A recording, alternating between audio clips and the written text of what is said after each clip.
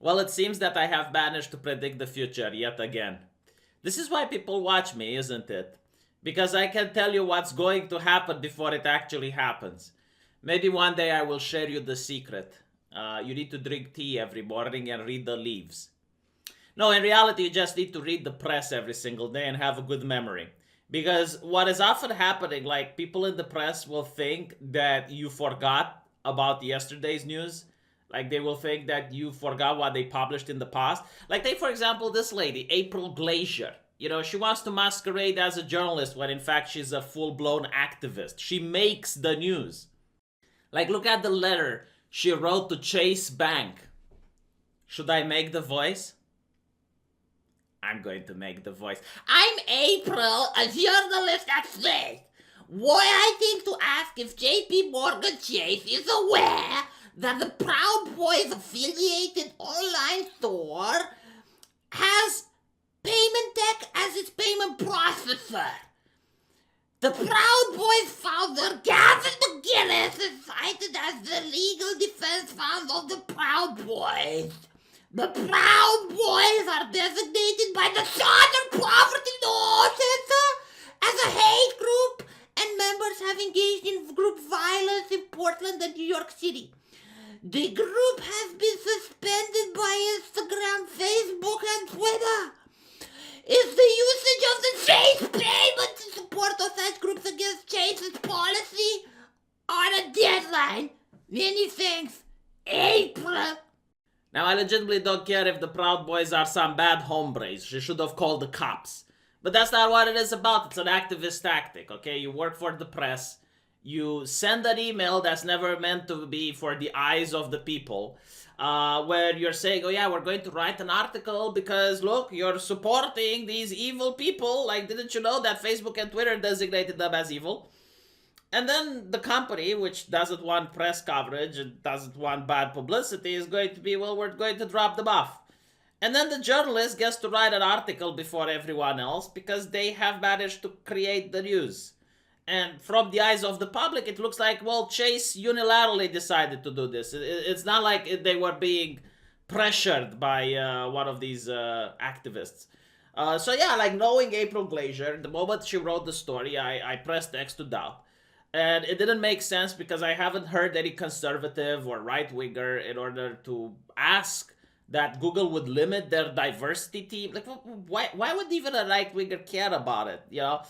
No, so what actually ended up happening, and this is 100% my opinion, is that either due to the Moore lawsuit or maybe because of the whole situation with the virus and the pandemic, Google decided that in order to save money, they replaced some of the diversity officers. And from people that used to have fixed salaries, and again, like the position of a diversity officer is up to $300,000 a year, they probably went with just people that they would have a contract with, right? So it's not a stable job anymore. They will just have like, all right, you have the team walking in, you know, like doing an audit basically, like contacting a third party in order to do that. And, you know, like some of the friends there probably know the activist April Glacier because they're all activists. And they contacted her and, you know, she made this leak. It's like, oh, look, it leaked into the public. Did you know? Blah, blah, blah, blah, blah. And the whole thing is to, number one, attack conservatives to make them look like, oh, conservatives are against diversity. Oh, look how evil they are. And the second is to rally the activists. Now, I didn't expect that it would actually rally politicians. Like, this is astonishing. You know, this is just mind-blowing. Because apparently House Democrats are demanding an answer from Google. I mean, do you guys go on Twitter? No, seriously, like, let's talk a little bit about something else. Do you guys go on Twitter or on various forums and you complain about text censorship? And all of a sudden, you have people with hammers and sickles or pronouns in their bio or the black and red flag coming to you. And they're like apes. You know, like a monkey just patted something they see. They do not actually think themselves. And they go like, my private company! You know, like, how dare you? How dare you question a private company? Let the private company alone. They're free marketeers, all these people with black and red flags. And the hammer and sickle in the bio. I like to call them strategic ANCAPs, right? Where are they now? Where are they? Where is the private company? Where? Like one species. This is a guy that I know from Twitter. He was like, oh, my private company gets to do what it wants. Where are they? You know, when Donald Trump says, oh, we're going to look at Facebook or whatever. Oh, my private company. Where are they? Where are all these people? Crickets. I can't find them. Maybe they're under lockdown. That's the reason, huh? That is the reason they're nowhere to be found. It's like, look, the politic is interfering into the private business, the organization of a company. Honestly, like I find this to be the most hilarious joke of 2020. Oh, it's probably the most hilarious joke of my lifetime. Like, you're telling me that a place like California, that is a blue state, and most of the people there are so progressive, I think they're going to discover starships any day now. Like, they are so advanced than the rest of the world when it comes to their forward thinking. They're so forward thinking that any moment they're going to invent the Stargate and start colonizing other planets. They're way advanced than the rest of us mortals, okay?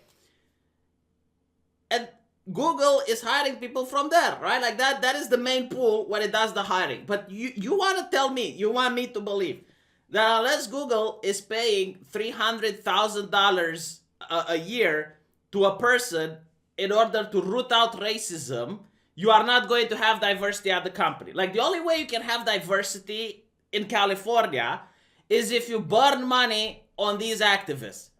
Like, without them, there is no diversity. You know, like, without them, people are filled with racismus, homophobismus, transphobism. We're talking about California, okay? Like, again, I need to remind you that we're not talking about, I don't know, Texas. No, we're talking about California. So unless you hire, like I guess the natural state of man is to be undiverse, united, or what? Like, no, it's ridiculous. No one buys it. No one believes you.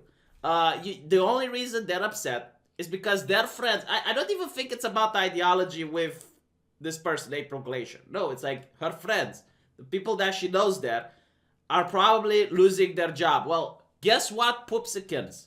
Lovely lady. I know maybe you spend a lot of time with the Ninja Turtles, April O'Neil. But in the real world, people get fired. Yes, a lot of people got laid off during the economic shutdown. Yeah, sometimes diversity officers get fired too. I know it's tragic. I know it's horrible. I know it's so difficult to understand. Like, you would think that these are the nobility and the people with pure blood compared to the rest of the worlds at Google. But no, like, every now and then they get fired too. So she writes an article, and now the Democrats out themselves, basically pointing out that, yes, these tech companies are not only very ideological biased, but there is interests at the highest forms of government to maintain that bias. So you have like 10 House Democrats. I want to know their names. Why do you not say the names of those 10 House Democrats? Why isn't there like a blue link so people can click and see who are those 10 House Democrats, which sent a letter to Google CEO that saying that Google has significantly decreased its diversity and inclusion initiatives since 2018 because of what sources said was a fear of being perceived biased against conservatives. Again, this is a complete lie, okay? And it's an attack on conservatives. I don't care if Google has diversity hires or not.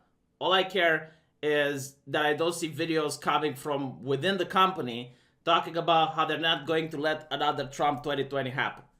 Or the fact that you are doing PR for other corporations like Disney, and you decide to change the search algorithm in order to hire constructive criticism of a Brie Larson movie, for example. You know, like, that's what I care, because that's what influences me. I don't care who you hire at Google. Like, go wild. Hire whomever you want. I generally do not care. But apparently April O'Glazier and the Democrats care. And by the way, I need to apologize to April O'Glazier. Apparently there are the names of the Democrats here. Like, she did name and shame them. But no, like, the point is, like, they're not saying, we noticed that Google is only hiring white people and we want to see if Google is breaking any state laws or anything like that, you know, by discriminating based on race. No. They're literally saying Google is firing some of its intelligentsia, like some of its diversity commissars, and we are worried about that.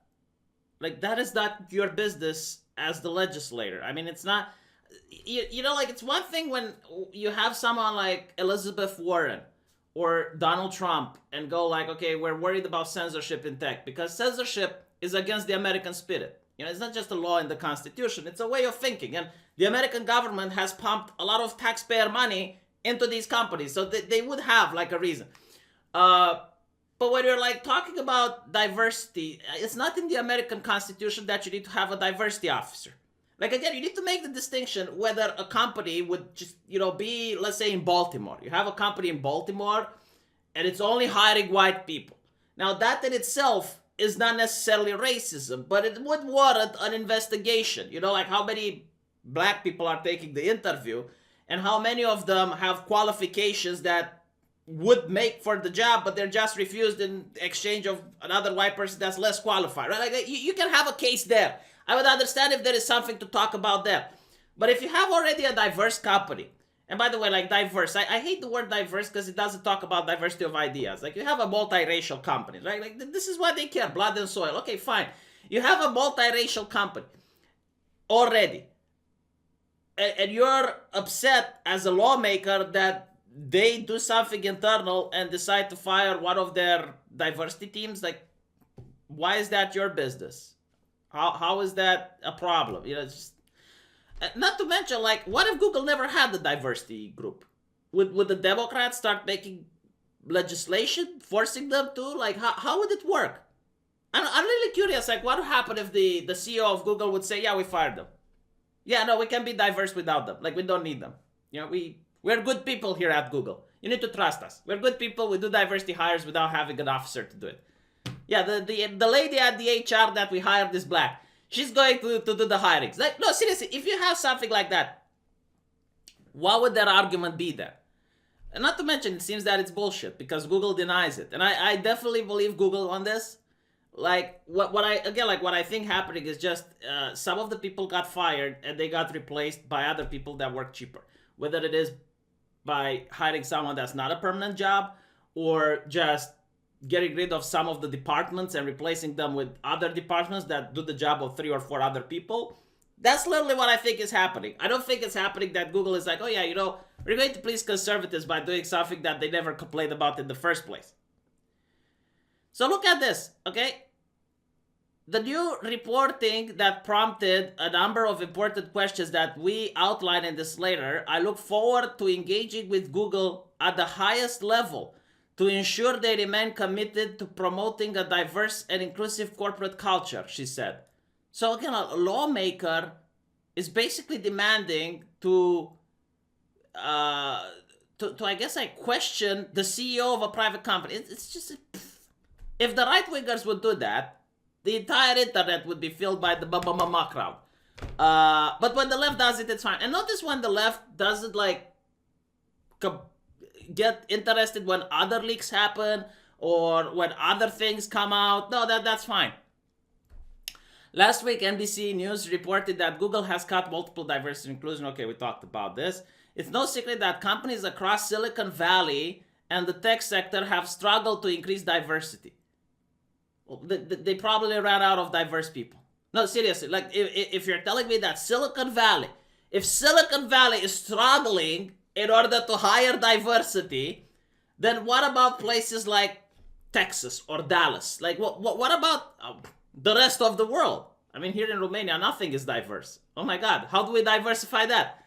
But it's really interesting, and it's it blows even my mind. Like, I didn't think they would be so open about it.